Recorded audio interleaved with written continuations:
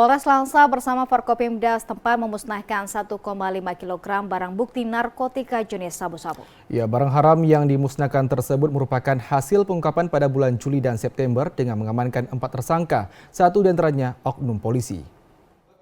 Kepolisian Resor Langsa bersama unsur Forkopimda setempat memusnahkan 1,5 kg barang bukti narkotika jenis sabu-sabu. Sebelum dimusnahkan, barang haram tersebut terlebih dahulu dilakukan pengujian dengan alat screening drugs guna memastikan keasliannya. Pemusnahan sabu-sabu dilakukan dengan cara dicampur air dan diblender, kemudian dicampur oli bekas sebelum selanjutnya dibuang. Kapolres Langsa AKBP Andi Rahmansyah menyebutkan, barang bukti sabu-sabu yang dimusnahkan merupakan hasil pengungkapan Satuan Narkoba Polres Langsa pada bulan Juli dan September 2024. Dalam operasi tersebut, sebanyak 4 tersangka berhasil diamankan dan 1 diantaranya merupakan oknum polisi.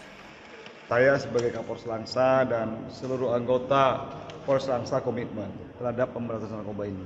Siapapun yang terlibat, baik anggota Polri, masyarakat, dan lain-lain, itu kita akan laksanakan penindakan tegas terhadap pemberantasan narkoba ini, sesuai dengan aturan yang berlaku.